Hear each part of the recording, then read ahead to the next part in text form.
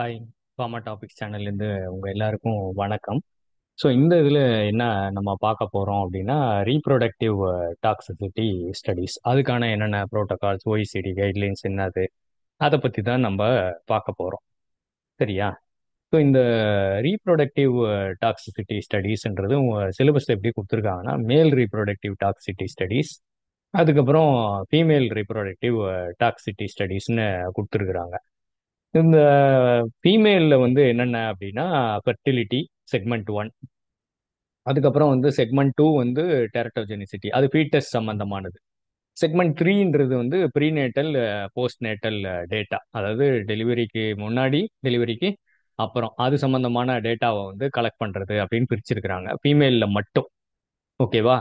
So மேலில் அந்த மாதிரி segments கிடையாது. ஃபீமேலை பொறுத்த வரைக்கும் segment one, segment two, segment three. Segment one வந்து ஃபெர்டிலிட்டி சம்பந்தமானது, செக்மெண்ட் டூ வந்து டெரட்டோஜெனிசிட்டி சம்பந்தமானது, செக்மெண்ட் த்ரீ வந்து prenatal and post natal studies அது சம்பந்தமானது.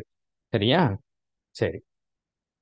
So substances which cause reproductive toxicity அதை வந்து ரிப்ரோடாக்சிக் சப்ஸ்டன்சஸ் அப்படின்னு சொல்றாங்க.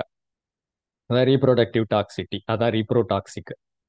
So substances affecting male or female sexual organs, sexual behaviour of male or female அதை affect பண்றது. அப்புறம் கரு உருறது, அதான் கன்செப்ஷன். அதுக்கப்புறம் லாக்டேஷனை அஃபெக்ட் பண்ணுறதா, பர்த் ஆஃப் தி ஆஃப் ஸ்ப்ரிங்ஸை வந்து என்ன பண்ணுது, குழந்தை சம்பந்தமானது அது பற்றின இன்ஃபர்மேஷன் எல்லாமே இந்த ரீப்ரொடக்டிவ் டாக்ஸிட்டி ஸ்டடீஸ்க்குள்ள வந்துடும். சரியா?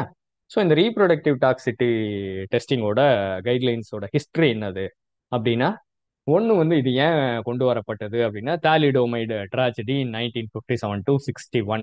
அதாவது இது வந்து ஒரு மார்னிங் சிக்னஸ்க்காக கொடுத்தது. For example in case of pregnant woman, அவங்களுக்கு கொடுக்கும்போது அவங்களுக்கு பிறந்த குழந்தைங்களுக்கு வந்து கையும் காலும் வந்து வளர்ச்சி இல்லாம போயிடுச்சு.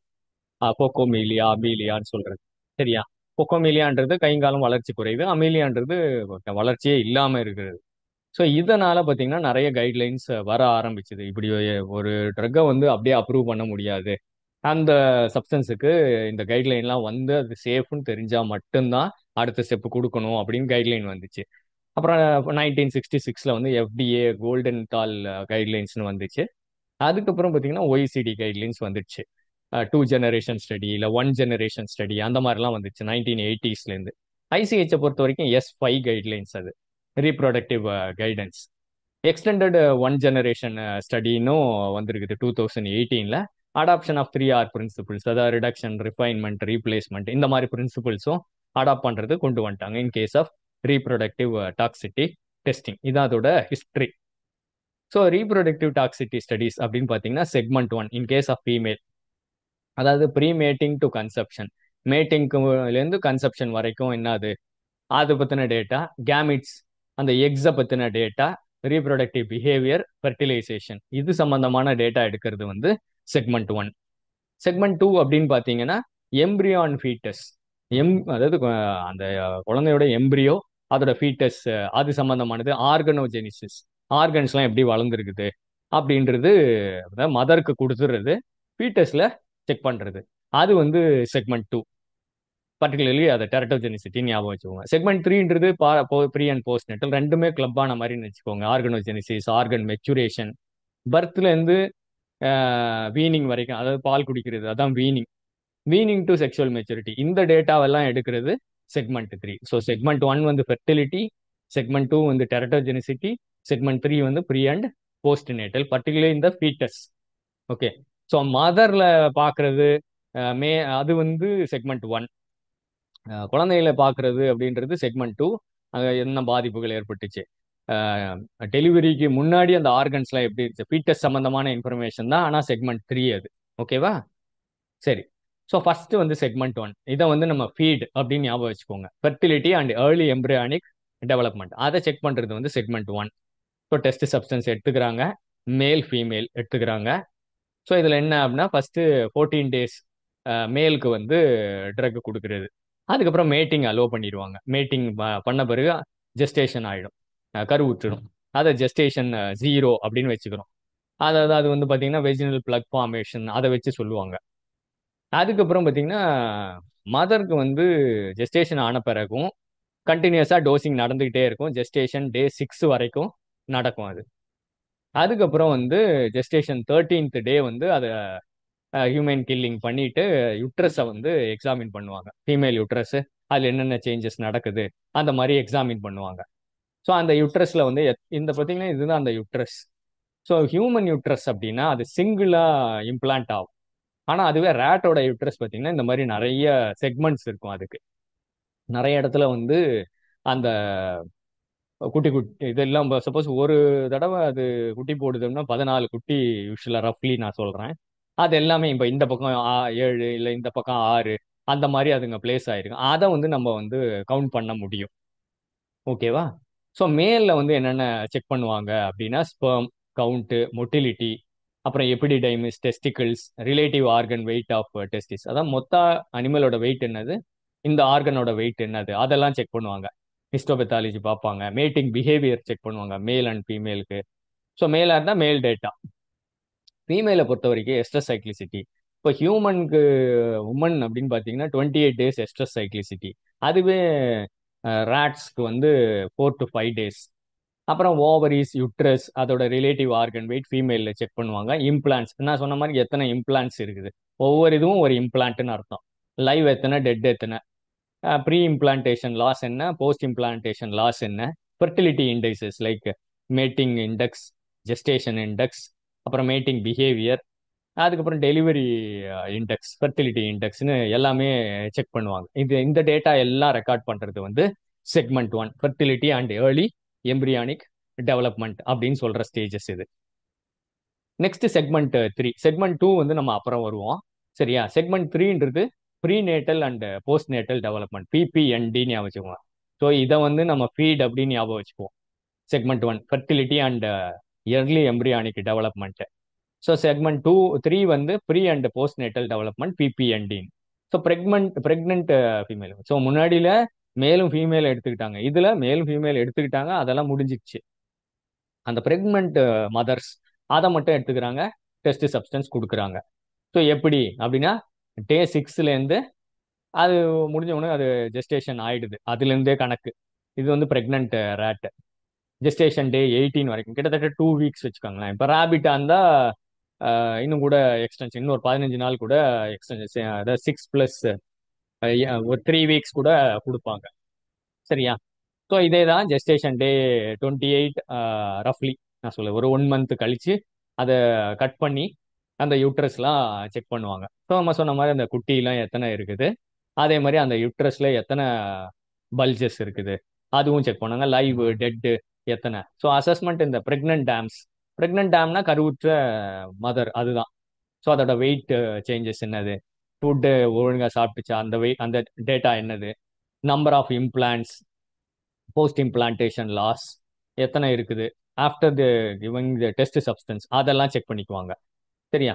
அதுக்கப்புறம் இங்க பார்த்தீங்க அப்படின்னா ஃபீட்டஸையும் செக் பண்ணுவாங்க. Fetal weight, placental weight, skeletal abnormalities, soft tissue abnormalities, அந்த ஆர்கன்ஸ்லாம் ஏதாவது அப்நார்மாலிட்டிஸ் இருக்குதா, லைவ் டெட் பப்ஸ் எல்லாத்தையுமே செக் பண்ணுவாங்க. ஸோ செக்மெண்ட் 3 பொறுத்த வரைக்கும் டோசிங்கு டே 6லேருந்து தான் ஸ்டார்ட் ஆகும். அங்கே பார்த்தீங்கன்னா டே 1 கொடுத்து 14 நாள் மேட்டிங் அதெல்லாம் செக் பண்ணியிருப்பாங்க செக்மெண்ட் 1ல. ஸோ செக்மெண்ட் 3ல டே 6லேருந்து டே 18 வரைக்கும் கொடுப்பாங்க. டே 28 தான் டிசெக்ஷன் பண்ணுவாங்க.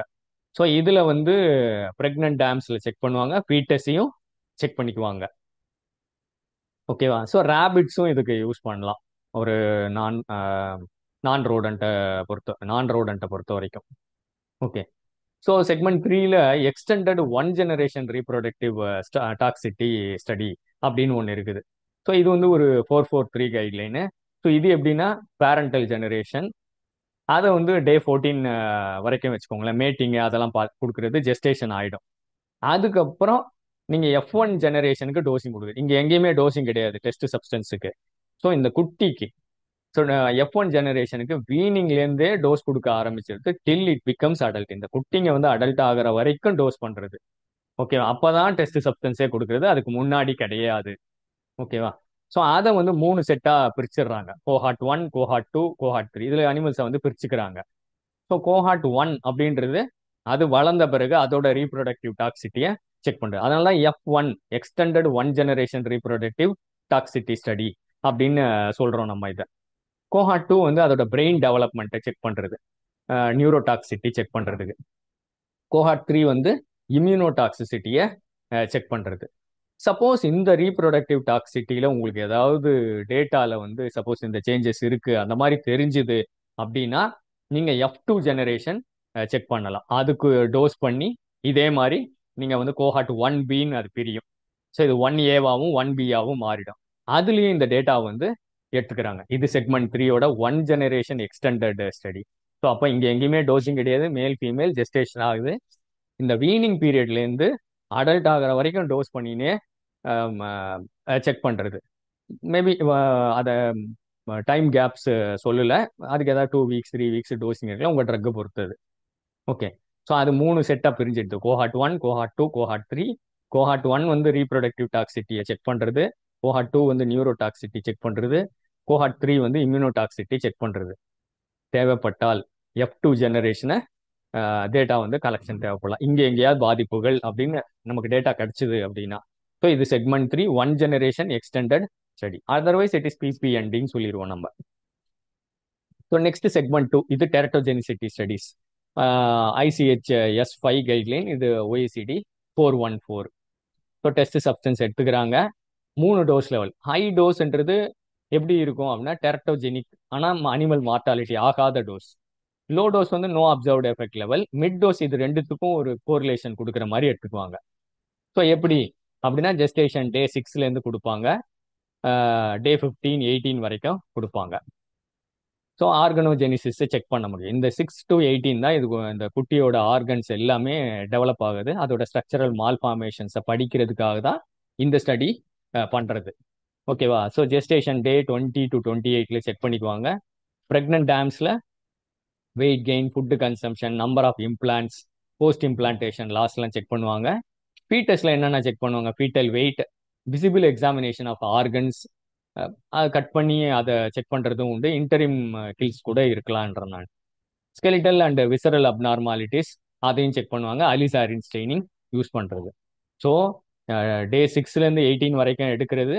அதுக்கப்புறம் அந்த குட்டியை மட்டும் செக் பண்ணுறது, அதில் ஏதாவது சேஞ்சஸ் பண்ணிச்சா அப்படின்னு செக் பண்ணுறது. அதை செக் பண்ணீங்க அப்படின்னா இது ரீப்ரொடக்டிவ் டாக்ஸிட்டி டெஸ்டிங் செக்மெண்ட் 2 ஓடுது 414. சரியா? இதுக்கு ரேபிட்ஸும் இந்த ஸ்டடிக்கு நீங்கள் யூஸ் பண்ணிக்கலாம். இப்போ ஏதாவது இன்வைவோ இன்விட்ரோ ஸ்டடிஸ் இதுங்களுக்கு இருக்குதா அப்படின்னா இப்போ டெவலப்மெண்ட் ஆனதால இன்விட்ரோ ஸ்டடிஸும் இப்போ அவைலபிள் தான். ஸோ டெஸ்ட் சப்ஸ்டன்ஸை ஹோல் எம்ப்ரியோ கல்ச்சர் டெஸ்ட் அப்படின்னு ஒன்று இருக்கு. ஸோ ரேட்டோ மவுஸ் எம்ப்ரியோ யூஸ் பண்ணுறது. 9 to 11 days of gestation of ரேட்டோ மவுஸ்லேருந்து அந்த எம்ப்ரியோ எடுத்துக்கிறது. ஸோ டெஸ்ட் சப்ஸ்டன்ஸ் அப்ளை பண்ணிட்டு அந்த எம்ப்ரியோட வளர்ச்சி, அதுக்கப்புறம் growth, மீன்ஸ் அது வந்து லைவா இருக்குதா இல்லையா இந்த டெஸ்ட் சப்ஸ்டன்ஸ் கொடுத்த பிறகு, மால் ஃபார்மேஷன்ஸ், மார்டாலிட்டி, இதெல்லாம் வந்து செக் பண்ணிக்கிறாங்க. நெக்ஸ்ட் பார்த்தீங்கன்னா zebra fish embryo culture test. Lower ஸ்பீசிஸ்ல செக் பண்ணுறது. ஜீப்ரா ஃபிஷ்ல என்ன அப்படின்னா நிறைய எக்ஸ் போடும். அது அதோட டெவலப்மெண்ட் விசிபிளா இருக்கும். அது எல்லாமே நம்ம செக் பண்ண முடியும். ஸோ இந்த மாதிரி அதோட growth-அ வந்து எம்ப்ரியோட growth-அ வந்து நம்ம லைவா வந்து பார்க்க முடியும். அது ஒரு அட்வான்டேஜ். ஸோ அது வளர வளர அதோட பிரெயின் எப்படி டெவலப் ஆகுது, அதோட ஹார்ட் எப்படி துடிக்குது, அந்த டேட்டா எல்லாத்தையுமே எடுக்க முடியும்.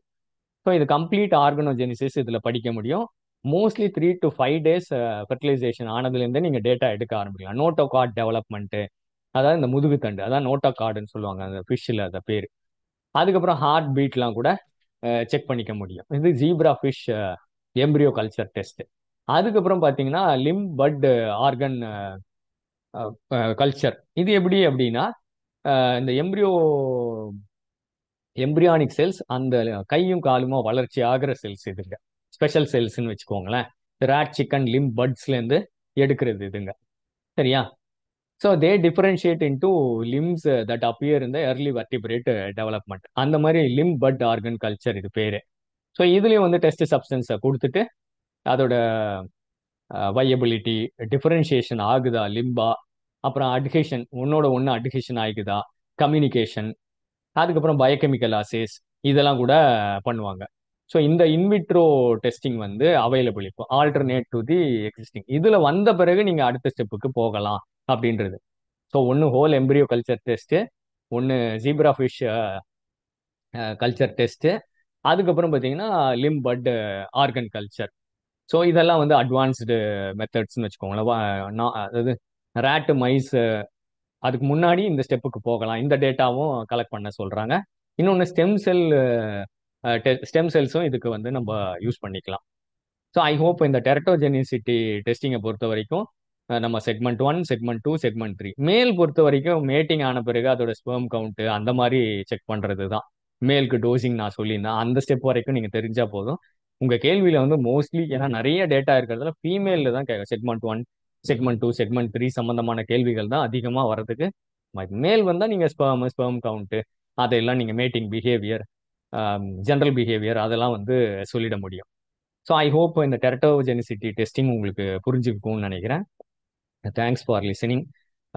இந்த வீடியோ உங்களுக்கு பிடிச்சிருந்தா லைக் பட்டனை ப்ரெஸ் பண்ணுங்க. ஃபார்மா டாபிக்ஸ் சேனலுக்கு சப்ஸ்கிரைப் பண்ணுங்க. ரெகுலராக இந்த வீடியோஸ்லாம் பாருங்க. உங்க எக்ஸாம்ஸை நல்லா பண்ணுங்க. தேங்க்யூ.